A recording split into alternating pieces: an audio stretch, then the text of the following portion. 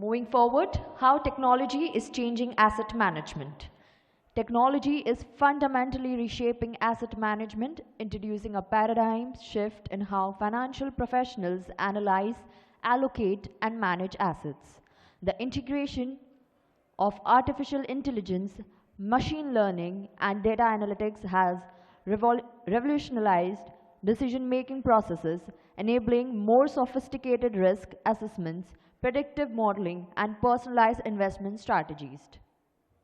Automated trading algorithms execute transactions at unprecedented speeds, optimizing portfolio performance and responding swiftly to market changes. Fintech innovations such as robo-advisors are democratizing access to asset management services, offering cost-effective and user-friendly investment solutions. Blockchain technology is enhancing transparency and security in asset transactions, reducing fraud risk. Overall, technology is not just streamlining operational efficiency, but is redefining the very nature of asset management, making it more data-driven, inclusive, and responsive to the complexities of the modern financial landscape. For the panel discussion, I would like to call on stage Aloke Sasmal, Head of Data and Analytics Sales, India and South Asia, LSEG. Give it a huge round of applause for Mr. Aloke Sasmal.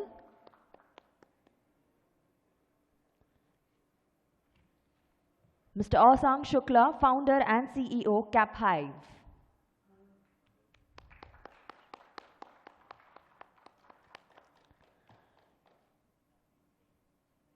Krishna Loya, Head Operations, Dezerv.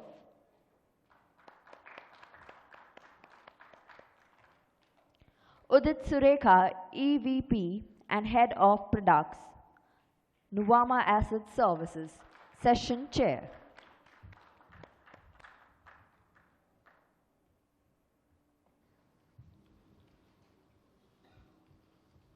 Hi everyone.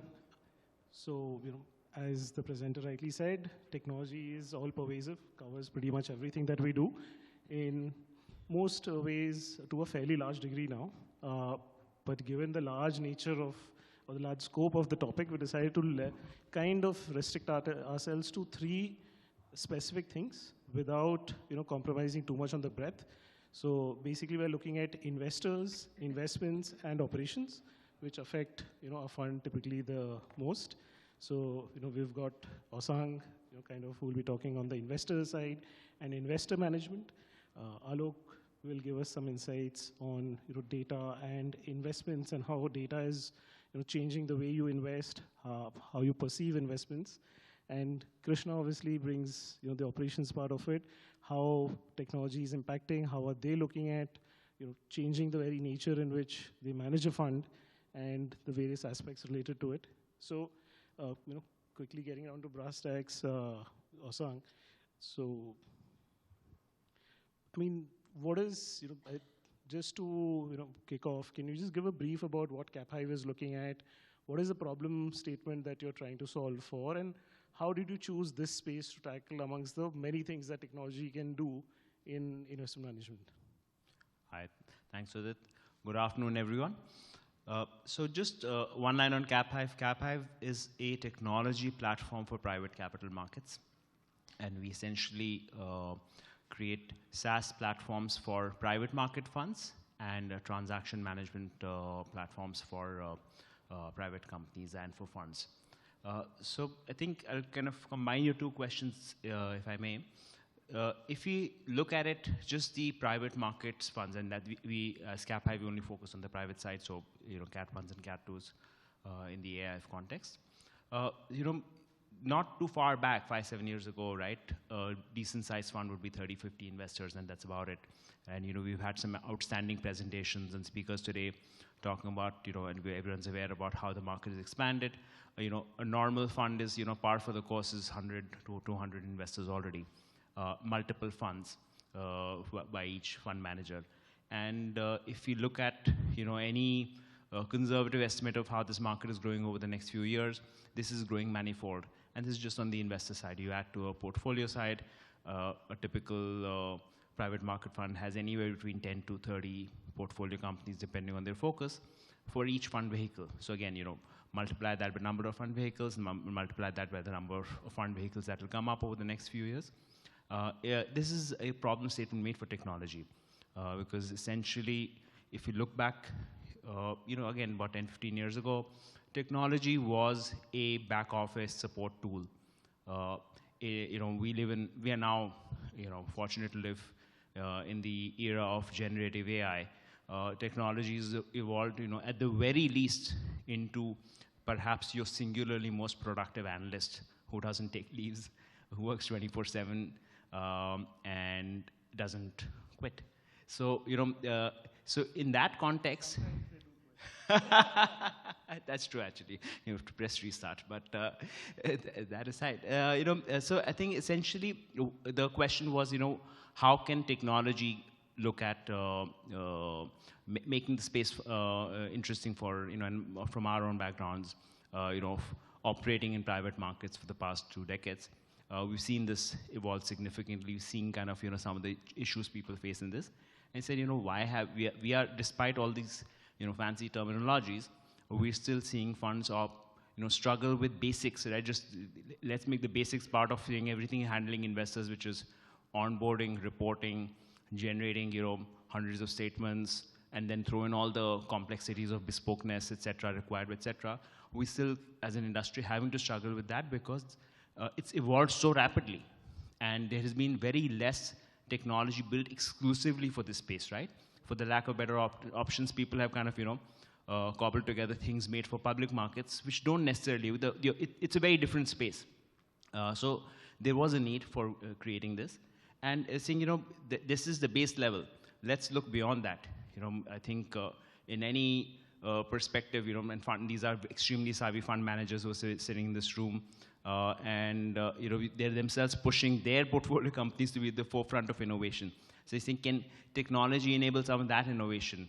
Think as a portfolio manager, I at my fingertips see what my portfolio companies, which of my portfolio companies have been 20% CAGR in revenue, which are doing lesser, 20 different cuts of that, who sent me my MISs, who's not, which investor in his investor journey, how many places has he invested through, so these are things which are still on fingertips, and technology allows, and this is not forward-looking, we at CapHive, we already implemented all of this, and there's a whole lot more that can be done, and I think that's what is exciting. I think it's a very, very exciting time to be building this space, to be interacting with the amount of innovation that's happening in this space, so that's what, excites us.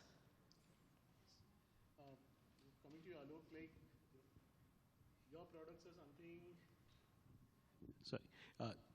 your products are something that we've been consuming, I think, pretty much since we started our careers. So I also started my career from the trading floor, right? And the first thing was familiarize yourself with Reuters, Bloomberg, right? How do you use it? How can you get the best use out of it? There used to be a bit of a competition in terms of access to it as well. It used to be costly. Then it started becoming relatively cheap, in the scope of the entire thing, right? So how have you seen, this change over time? We used to obviously access it at that, let's say 2006, 2007, in a very basic manner. Now, people are doing a lot of creative things, a lot more things with data. So how has been this change that you've been seeing? If you can just give us a brief. Sure. Thank you, Udit, and Equalify for giving us a chance to present our thought around. So I'll set the context and then give the use case, what's happening around globally. So we are a primarily global data and analytics providers. We cover 190 markets across all asset class per se. So you will see adoption of technology is linked to size. You have seen in payment, we have seen in credit, we are seeing in wealth tech. Now, especially for this context where assuming all the people in the room are asset managers, how this makes a changes. So today the size has increased. I think we have been hearing since morning, it's a 90 trillion INR. The size is huge in terms of the AUM. Now the size is also huge in terms of the instrument all the fund managers together, like 1,000 plus AIF, 40 mutual fund. They track different asset classes and also the different complex instrument. And today, all instruments are linked to different structured data and unstructured data, which impact not only in particular jurisdiction, but also global. So what we do traditionally, we are as a carrier or aggregator of market data, which is called more of a structured data, which is traded across different exchange or platform or reported in an exchange like financial data. We used to carry that. What has evolved globally is beating the benchmark. So traditional, but if you look at the developed market, ETF are the largest. Why? Because the active fund manager finding it very challenging to beat the index, correct? So that says the information asymmetry is from a developed market, it's very less. So as I was hearing, it is India today is no longer an emerging, it is more of an emerged in terms of the corporate governance structure. So if we look at from that perspective, where the fund manager would generate alpha. So in this context, we have done a lot of heavy lifting. Obviously, as you said, from Thomson Reuters to it become Refinitiv now, LSEG has taken over this company in 2021. We have done a lot on the heavy lifting on the data and analytics and built up a model how a fund manager can see millions of time series data across the price, across the financial data, and derive insight. Especially think about a result season whenever a lot of companies are coming out with their results. Some reports are maybe 10 pages, some are 100 pages. So fund manager or analyst team has to go through everything, correct? So we have developed a lot of one is how this analytics or alternative data set can bring out the perspective, sentiments around that transcript. We do a lot of NLP to mine that textual data. And on top of the structured data, we have built up a lot of unstructured data deriving insight, and that is coming in a big way. Especially globally, we have seen a lot of hedge funds are already started using. As we speak, in India, a lot of fund management house rather building up a data lake, commingling their internal data, client behavioral data, which is cyclical in nature due to different trend change in economy, along with the data behavior from a structured and unstructured data. So we see a lot of transition happening, but again, it links to size and the complexity of the fund. And it's very interesting space. We have seen the transition today, as we see India is the evidence of the fintech revolution. I think this is a good space to look at that's when we are attracting foreign fund. They are used to of that kind of best practices. If Indian fund manager adopt this early stage, I think they would be able to attract much more foreign risk capital. So basically, not only in terms of what data is consumed, it's also how data, because you mentioned data lake, right? So it's also how data is consumed instead of just that one terminal being there and you running queries on a linked Excel, right? So there's been a fair amount of evolution in terms of how people are consuming data. So could you just tell us a little bit more about that as well? Like, sure. How are people building their data? So that's a very, very interesting, and in fact, we also observe the same. When we meet the fund manager, they are most come from a fund management experience. They sometimes shy away to adopt these technologies. Now today, globally, it has happened. Like 40 to 60% are tech team. If you go, there are BlackRock or a lot of UBS. You'll find 50 to 60% are tech team who help the core fund team to identify the trend, identify the stock in terms of the any macro, micro anomalies. And in India today, as we said, there are a couple of fund managers we are closely working. They are hiring the quant guy. It is very important to have the quant team. So for a country like India, what we do, one is if a fund house does not have capability, human capability to work on the tech side, we do a lot of managed services. So where we help them to provide analytics as an API instead of consuming the raw data and running creating a data lake. They can subscribe analytics as an API based on the rule engine or based on the model they develop. We help them creating the model and then provide that analytics as an API. So that's the easy way to adopt this alternate data set. Krishna, coming to you, right? And we've had multiple conversations around this. So if you can just, kind of briefly tell us your approach to technology from an operations point of view, how you're looking at it, and what are you looking at doing in this space with the technology?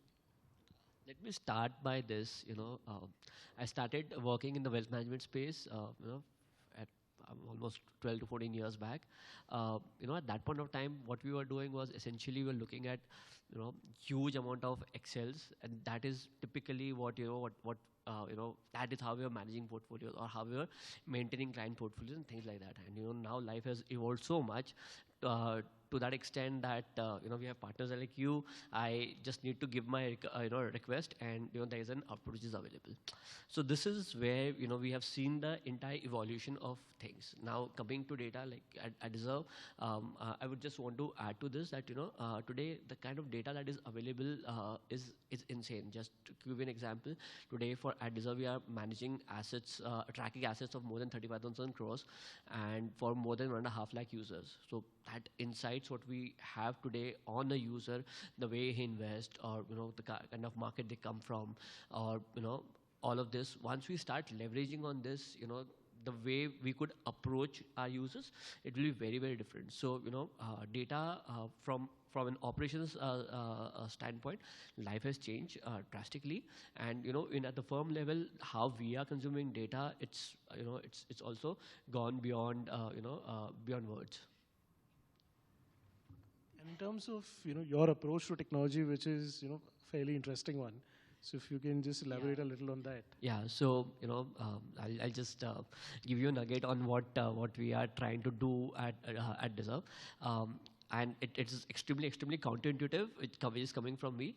I'm spearheading a project called as Mission Zero Ops. So essentially what we are doing is I am making myself obsolete to the firm such that we don't need somebody in operations. We are looking at a team which is without people. The idea behind this is that we essentially want to leverage the current team which has got it to the AUM what we are at right now, and if we have to multiply it 10 times or 100 times, the current team should be able to manage it. So that is where we have the entire plan in place. Now we are going to start building, we have already started building blocks for it, and then combine all together, and I just hope it happens. So the previous one was just a leading question, right? The real question is, what are the challenges that you are facing while trying to achieve this? Because that's going to be the most interesting and scary part of it, right? From a challenging standpoint, the first of the major thing is that convincing my own team that this is something which I have a thought. Because if you tell an ops guy that tomorrow you're not going to have a job and this is you have to start working towards it, he's never going to get ready for it. So thankfully in our case, we are very young as a company, therefore it doesn't require a lot of conviction, but it took me some time within the organization and within my team to tell them what is it that we are thinking to do. How does a user come to our platform and without even knowing anything, his transaction is executed? I have reported the data to the regulator and everything is done. Why do we need a human involvement at any point at any place? So from challenge standpoint, nothing, there was initial hiccups, but today, we have the entire plan in place and hopefully we should be able to execute it. So Aloke, in terms of, coming back to data now, right? One is, standard data, also, consuming news, etc., which, in some way we've been doing when we're trading or investing, right? Everyone is looking at CNBC Awaaz, etc., business channels, business magazines, business papers. What are the other sources of data, right? When we talk about alternative sources of data, how popular is that? Because when we were trading commodities, for example, we used to try and figure out which are the companies that can give me some information on how many trucks are standing outside a warehouse around delivery time, right? So that gives me a sense of whether I'm actually going to get delivery or not. So, what is that equivalent that we are seeing in the investment? Are we seeing a lot of that in India? And if so, in what manner? Okay, good. That's a very interesting question. It's not alternate data, it's alternate interpretation of the existing data. Like for example, you said news. Let's assume there are 12 different news channels, print media, social media. Now, if you have a very slick team, like most of the AIF has a very lean team, they need to absorb all the media, print, plus they need to also consume a lot of internal social, like you mentioned about the commodity which is linked to international shipment, what's happening, the international cross-border tension, how it will impact your portfolio or an instrument. So putting all the flow of millions of data which is flowing constantly, one, you are a money manager, you need to look at the risk. On the other side, you need to look at the value at risk of your existing portfolio, also mining your opportunity. This all put together, it is practically not possible, because when the size of the fund are not that large, you cannot increase your human capital of a maybe 500 people team to doing in different domain research. That's where technology play the big role. So I'll give you an example of a news. For example, there are 12 media channels covering a particular news. Let's take an example of what happened in one of the popular stock, which most of the mutual fund are holding. One news related to corporate governance taken that particular stock at 25% betting. So now, as an asset manager, you need to look at two things. One, reduce the capital, or reduce the risk of your existing investment, plus simultaneously track the potential risk pan out the periphery industry. So there comes the technology which we provide analytics as an API, which consume all the news sources, multiple news sources like social media to business media, print, and run NLP and calculate the sentiment of that particular news. Then sync with your existing portfolio, also your white label universe where you see the opportunity. Sometimes it could be a false alarm, so that's an opportunity. So think of a scenario if you are a fund manager, how you address this kind of situation. That's where technology play a role. Amongst all these topics, there's also a very real human aspect, which is, in terms of comfort that an investor has before or after investing into a fund, right? So how do we leverage technology, right, to create that, feeling of transparency, clarity, communication, or over-communication in certain scenarios? How can that be achieved, or how do you achieve that using technology? So you're right. I think as the number of interactions and volumes of investments are increasing, and I think if you look at a much wider set of investors, what holds, all right, out of all these predictions, what can hold things back that, eventually people don't invest money, or people don't invest money in the 4 AIF managers they know very well, which has been the initial thing, right? Now, outside of that, how are you kind of looking at that? And especially in the private space, for example, where, information is, it's not so transparent, right? So you're relying a lot on what is being computed, and more importantly, how is it being computed, right? You're saying X IRR of so much, but what does it include, and more importantly, what does it exclude? And it's hidden away in hidden cells and hidden worksheets and stuff. And I think that is perhaps the single largest thing from a family office, or particularly from an investor saying, I may not, an institutional may still have access to greater information. A smaller of investor or a family office may not have as much.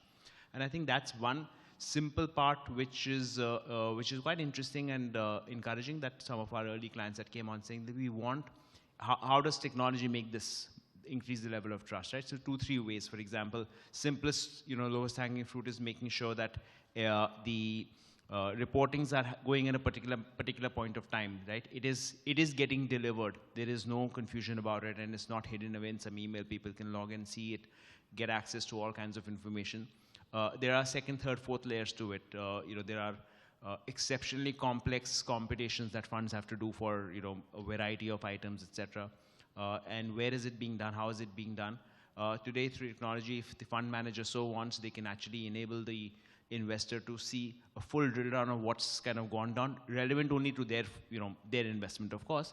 But it's all available that, this is how it is computed, this is what's included, this is what's excluded, and these are your kind of returns coming out, and these are the estimations. So it's all, at times, a lot of this is held back, because it's just simply ops, because, if it's a lean team like was mentioned right now, no fund manager is, looking to double, triple their team with each increase in fund. So, they're also stretched, and they can only answer so much. With technology, that's available very, very, very easily, that, you can provide significantly very high levels of transparency to your investors. There's greater amount of trust. There's greater amount of engagement, I think. So just moving from pure reporting to actually engaging with the investors, to make it in a very, very personalized manner, reaching out to investors. And I think that's going to make a lot of difference in the follow-on funds, in the reputations of for the funds, and also for getting a lot more institutions, because I think, you can provide, I'll give you one more example. And this was a conversation with a couple of domestic institutions saying, if we need liquidity, we're stuck without, only to the fund manager. And if you don't have a great rapport with that fund manager, then we are stuck, because we don't know how, if there are avenues available for partial liquidity, who will be given access and who will not be given. Is purely at his discretion. Technology can democratize that very, very easily and make sure that it gets done very nicely without, without adding to the already burdened ops and finance teams, right? There's been the whole debate and questions of 70-hour work weeks. And we're joking with some of our finance teams of clients. It's like, 70 hours is a good week, especially in reporting season, right? Because they're struggling with so much. He's saying, sure, maybe, well, whether you work 40 or 70 hours, let that be your intellectual decision. At least for a lot of ops, a lot of, just the volume-intensive stuff, I mean, that for sure technology can enable you to leave office at 5. And, I think we really want to do that. And at the same time, really make the investor feel happy and be, listen, I trust this fund. And I think that'll go a long way for fund managers. And, as with anything related to technology, we always assume that it can predict the future, right? So, basically like some kind of a forward-looking, what are you seeing in terms of, all of you, if you can just let us know that, how are you seeing, what is the next major change, from your viewpoint that you're seeing? From a tech standpoint, I told you about what I'm thinking to do with within the company. So whether it is my own team or whether there are different places, like say for example, managing portfolios, monitoring portfolios, risk management, or all of these things can be happening fairly easily as compared to the way it is done today. Maybe a forward-looking statement. I'll talk about before saying that, I'll just give you the context. Today, maybe I'll speak on the behalf of the wealth management industry. If you look at any wealth management firm, the biggest cost what they have is managing the people within the team, the relationship managers. And as the number of wealthies are going in the country, but we do not have the relationship managers going at the same pace. So after a point of time, there will be a lot of clients who for them, to get any meaningful insights on the portfolio, is just going to get difficult, or they have to deal with. So at that point of time, technology is going to come into play big time. So a user empowerment is one of the biggest thing which I see, which I definitely foresee, which is already happening. But I see a lot of it, a lot of things changing, certainly for the industry that ways. So I would like to add a different perspective. I think everybody in the room would be attached to this particular word, ChatGPT. Now, how this ChatGPT been adopted by this fund fraternity globally? So, as we speak, lot of global fund manager creating a data bank or data lake and creating their own large language model, because today, even if you see any CEO's announcement, when it is reported, it is different, slightly different from what it has been conveyed to the analyst meet. So tracking suppose let's assume a Indian fund tracking all 6,500 company, or let's assume top 200 or 500 company. Tracking this simultaneously, it's practically not possible. They need to look at their portfolio level data. They need to look at company. When we talk about the company, it is their fundamental data, financial data, then their price data, derivative data, options data, all put together. There is, and your model, your fund management style may have a different style. How you absorb all the data set and align with your fund management style, LLM is working on that. Globally, we work a lot of fund managers, especially hedge fund managers, and we see there are interests in the market. You asked about the challenges. I think adoption is the big risk. We need to do a lot of engagement to educate this segment, and what challenge we have observed is these fund houses mostly are traditionally fund managers. They are finding tough time to find the right resources who has understanding or quantitative knowledge along with the business knowledge or fund management knowledge. I think that's a big scope as an industry, especially for the talent who are looking at as a career. But in terms of the intention, we see very much that intention is there. So challenges? No, I mean like a forward outlook, or what are you seeing? So.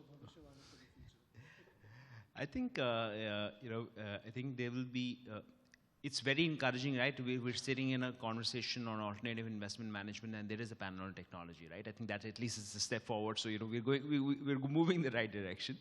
Aloke spoke about, LLMs and ChatGPT, and I think, there is no question that's coming in, and it can make significant forays. We are actually kind of working on certain projects again with some of clients, because the question is that it has to operate in a highly private, highly secure environment, right? And I think that's, so you can actually, but you can have the capability already to create that. You have the ability to kind of, can you say that, the fund manager wants to get an automated report out, first version. And of course, he can add then his version, his expertise onto it, but that's you get a lot of it already out. That's already here today. I think as you look out, there will have to be a lot more expectations of analysis of data, right? I think private markets, it's in a very, very different manner than the public markets. Public markets is split second decision making, but in privates as well, there is a lot more that is required to be done, required to kind of ensure that things are kind of running in the same manner. I think. And it's going to be driven a lot also by the expectations from the LPs.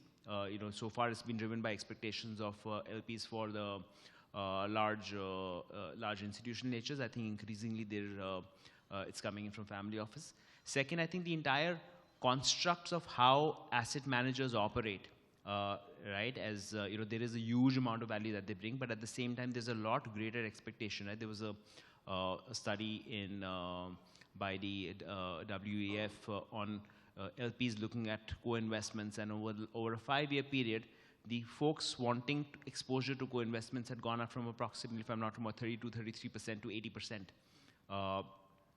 And so that's there's going to be significant evolutions of fund structures and how investors are kind of coming in, some investors wanting to stay longer. So it's going to create already significantly larger complexities. And I think that's again, technology can enable a lot of that.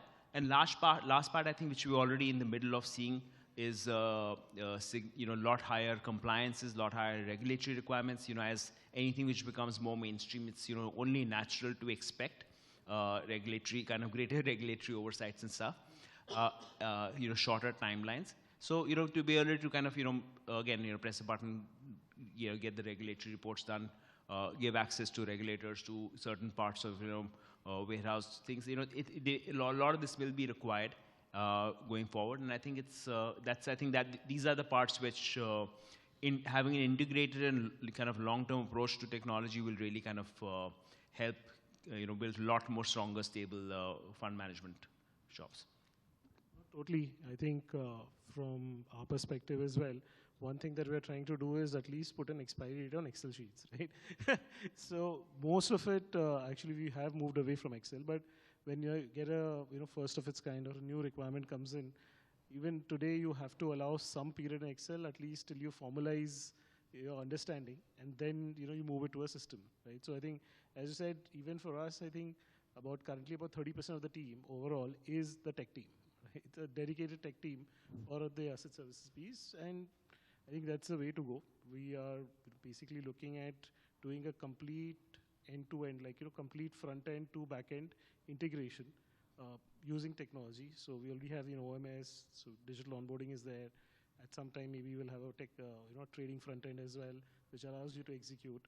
And obviously, the back-end is getting fairly automated as well.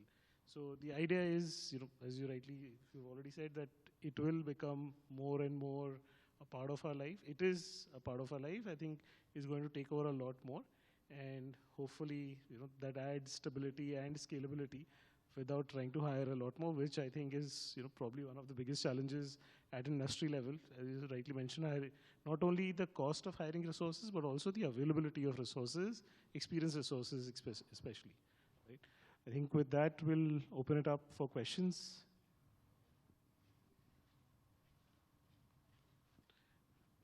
As somebody else said, we are fairly thorough. So thank you, everyone. Thank you. Thank you. Thank you. Thank you. I request the panelists to please stay back on stage. And may I please call upon Mr. Jayesh Khaitan on stage to felicitate the panelists.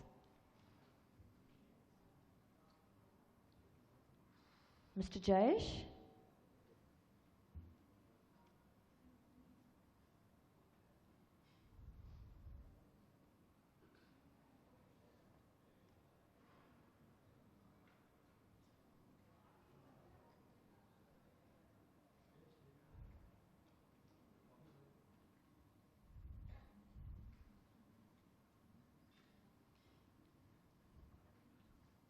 You need to felicitate the panelists, sir.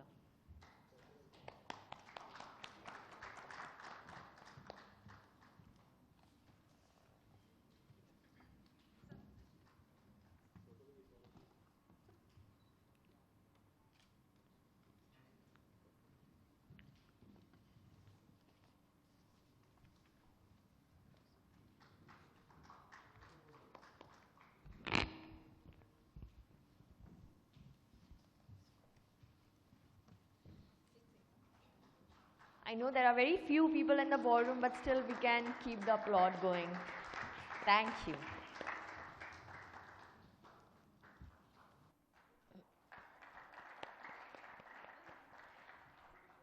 Can we have a group picture, please?